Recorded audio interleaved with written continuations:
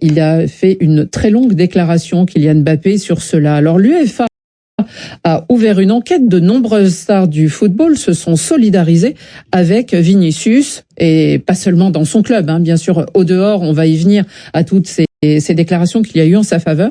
Mais est-ce que cela peut peut-être, Rémi, secouer ce sujet et enfin on va se dire il y a quelque chose qui s'est passé ce jour-là et assainir un peu l'ambiance autour de ces insultes?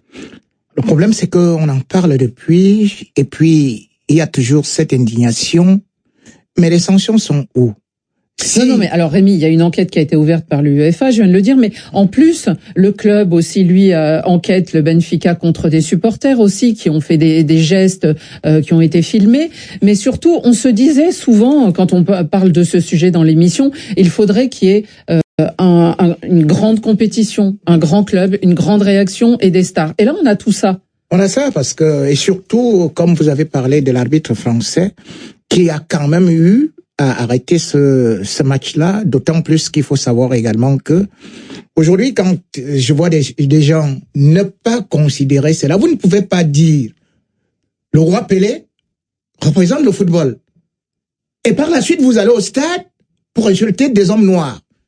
Vous n'allez pas dire j'adore, par exemple, Lamine Yamal, c'est-à-dire qu'il fait aujourd'hui office de ce qu'on peut appeler l'avenir. Et vous partez vous insulter quand même. Dans votre équipe, vous avez des Noirs. Et vous êtes en train de le faire. Et par exemple, aujourd'hui, la meilleure équipe du monde, le Real Madrid, compte 67% de Noirs dans son effectif. Donc, un tel geste ne va pas passer. Quand Mbappé s'élève, c'est parce qu'il sait d'abord qu'il est concerné. Ce n'est pas Vinicius. C'est les autres qui sont concernés. Donc, en fait, c'est une indignation collective. Et cette indignation va arriver à ce que les joueurs, exactement comme Vinicius, est parti s'asseoir sur le banc, de ne pas continuer. Regardez ce qui s'est passé. Si Vinicius a pu jouer ce match-là, il était pratiquement à 40% de ses potentialités. Pourquoi? Parce que, psychologiquement, il était totalement dans des chaussettes, il était hué, il était insulté, on lançait ceci et cela. Ce match ne devrait même pas continuer. Il y a plus grave que ça. Lorsque la dignité est-ce que tu veux continuer? Il a dit je veux continuer. Oui, je veux terminer le match. Mais sauf que en continuant, il n'a plus réussi un seul dribble, un seul sprint. Ouais. Mais ce qu'il y a de dingue en plus, c'est que Vinicius a marqué un but absolument magnifique. Je pense que vous serez d'accord, Marc. Il a marqué un but magnifique et c'est pas ce dont on parle, malheureusement, même si on va y venir en quelques instants. Mais ce qui est à retenir, sans doute, c'est cela. Xavier, moi j'aurais une question, c'est par rapport à vous ou à Marc d'ailleurs, mais José Mourinho a eu une déclaration assez bizarre à la fin de la rencontre. À la fois, il ne dit pas qu'il ne croit pas Vinicius. Il ne dit pas que son joueur argentin est coupable, mais en même temps, il dit ça se passe toujours sur les terrains avec la même personne, en gros à cause de la même personne. Et ce matin, il y a Vincent Kompany, l'entraîneur du Bayern Munich, qui est belge, mais d'origine congolaise, et qui dit là il s'est trompé. Est-ce que c'est pas une réaction manquée de la part de José Mourinho? Est-ce qu'il représente pas un peu ce qu'on veut pas voir il défend son institution. Il est aujourd'hui... Non, pas seulement son institution, peut-être aussi un ancien monde. Ça arrive toujours avec Vinicius. Il est entraîneur de Benfica, il est auparavant entraîneur du Real Madrid, un entraîneur qui a toujours défendu le Real Madrid lorsqu'il était salarié du Real Madrid. Aujourd'hui, il a entraîné plein de clubs depuis. Il est entraîneur de Benfica, il défend l'institution. Benfica qui est un grand club, qui a été d'ailleurs, si vous prenez le palmarès de la Coupe d'Europe des clubs champions, vous voyez les deux premiers noms qui apparaissent, c'est le Real Madrid et c'est Benfica. Donc c'était effectivement un très grand match. Lui, il est entraîneur de Benfica, donc il défend son institution. Après, il y a des gens qui estiment qu'ils le défendent mal, etc. Est-ce qu'il représente pas un peu un mode de pensée dépassé? Je sais pas quoi vous répondre sur ce sujet. Il dit, je vais pas me faire l'avocat de Mourinho. Imaginez José Mourinho qui condamne Cristiani, même si c'est son chouchou et que c'est un joueur du futur. Là, il serait sorti par le haut. Je sais pas. Je n'ai rien à rajouter sur ce sujet. Je vais pas défendre Mourinho. Je le défends rarement. Donc là, il se défend tout seul très bien. Ouais, mais là, je suis surpris de ce que tu dis parce que, moi, j'adore Mourinho. Ce qu'il a fait là, tu peux pas aimer ce genre d'homme. Quand t'entends ça, tu dis pas que c'est la faute de Vinicius. En gros, il accuse Vinicius. Tu peux pas entendre ça. C'est la faute de Vinicius. Ça ne s'entend pas. Toi, tu me dis, ah ben non, il défend son club. Mais non, Annie me dit qu'est-ce qu'il fait? Je dis, il défend l'institution, son employeur. C'est pas ça la question. C'est ce que j'ai compris. Mais non, je vous demandais votre avis. Là, tu tournes, tu veux noyer le poisson. Tu ne défends pas ton club dans ce genre de situation. Donc, t'es prêt, parce que ton club fait n'importe quoi. Ah ben non, mais ils font n'importe quoi. Là, c'est un joueur du club. Ça représente son club. Mais à un moment donné, plutôt, j'aurais préféré qu'il se taise plutôt que d'incriminer Vinicius. Donc, ça veut dire quoi? Non, mais il a pas le droit de célébrer comme ça. Enfin, c'est n'importe quoi. Excuse-moi, si tu me dis maintenant, non, mais je sais pas comment, tu dois prendre parti comme moi, tu dois dire, mais si reçoit déjà ce carton-là, cela veut dire que la célébration que vous avez, vous tous adoré auprès de Roger Mila, il reprend ça, c'est la célébration de Roger Mila à la Coupe du Monde. Et Mourinho, je connais Mourinho, et tu sais que j'ai toujours défendu Mourinho. Maintenant, je deviens l'avocat du diable. Mais Mourinho a souvent célébré par des signes montrant, même qu'on fait gorger, faisant des glissades devant les autres spectateurs. Mais là, il reprend le geste d'une icône, d'autant plus qu'il a même découvert dans son ADN qu'il est originaire du Cameroun. Il reprend un geste de Roger Mila en dansant du Makossa. Alors, quel est l'article qui dit qu'on doit punir un joueur qui danse le Makossa à côté d'un poteau? C'est ça la question. Mais sauf que là où Mourinho, et je voulais embrayer sur quelque chose de très important, si tu me permets, Annie, c'est que c'est très grave ce que Mourinho a fait.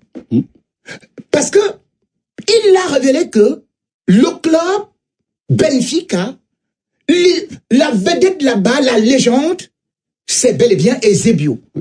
Sauf qu'il oublie que Eusebio a souvent eu lui-même affaire à des problèmes racistes dans ce club-là. Et de surcroît, le problème c'est que celui qui est là ne représente pas Benfica.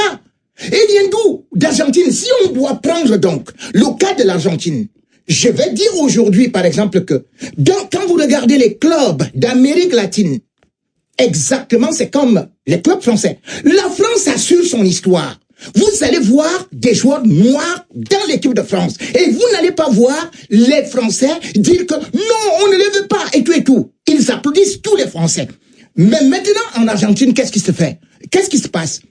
On se rend compte que dans l'équipe d'Argentine, il n'y a pas de noirs et pourtant on vous fait comprendre que Rémi, il n'y a pas beaucoup d'habitants là-bas qui soient d'origine africaine non plus, contrairement au Brésil ou même contrairement à l'Uruguay. C'est faux, Annie, c'est faux. C'est ça l'histoire. Entre le 18e et le 19e siècle, la moitié de la population de certaines provinces d'Argentine est bel et bien noire parce qu'ils ont pris des esclaves qui sont partis, arrivés à Rio...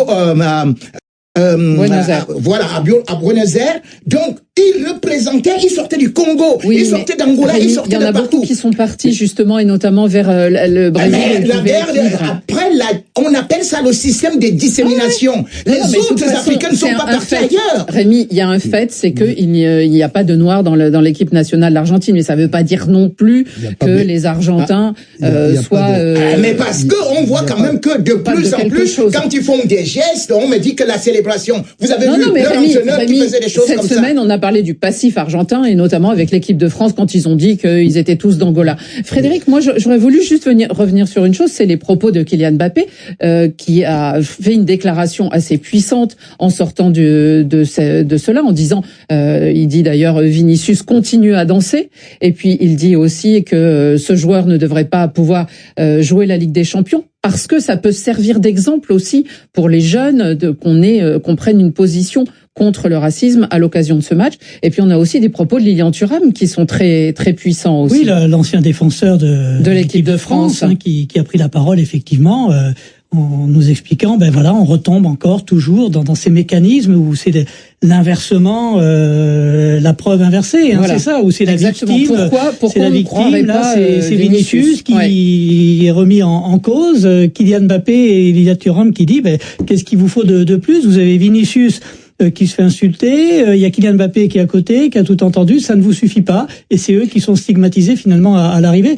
Et tous les messages qui nous arrivent sont de cette teneur, hein, c'est du dégoût là sur le film, non racisme.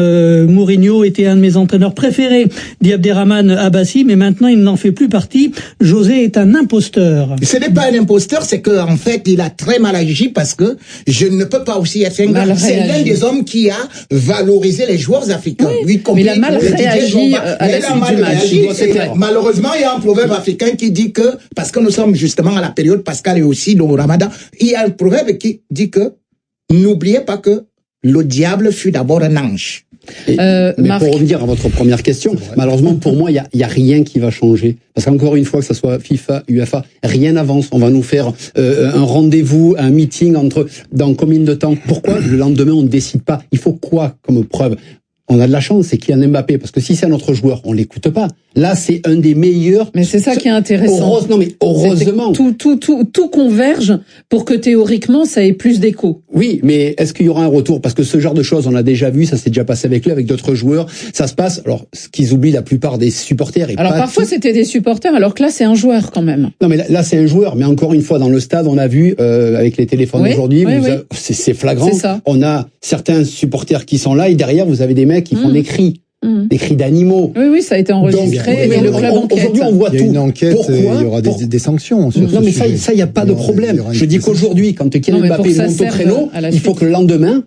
Mais là, on va traîner combien de temps encore? Parce que c'est toujours pareil. Ils vont peut-être avant le match retour quand même, il y a un match retour qui aura lieu mercredi prochain. La semaine prochaine, je pense que Prestiani n'ira pas à Madrid. De toute façon, si la décision. Il a dit qu'il veut partir. En tout cas, si on applique les sanctions, il pourrait prendre 10 matchs de suspension. Si l'UEFA va au bout de sa logique. D'ici là, je pense que Benfica aura l'intelligence de pas l'emmener à Madrid. Donc, de fait. Donc, ils reconnaissent de ce qu'il a dit. On est bien d'accord. Parce que non, mais après, si tu arrives dans un contexte pour jouer un match de foot et tu vois que le sujet a largement débordé du match de foot. Donc c'est qu'ils savent peut-être qu'il a vraiment dit ça. J'en sais rien, moi. Il y a une enquête. Alors pourquoi tu Pourquoi il irait pas? Parce que on voit qu'il y a une crispation autour de sa personne. Ce n'est pas une crispation. Peut-être justifié, l'enquête le déterminera.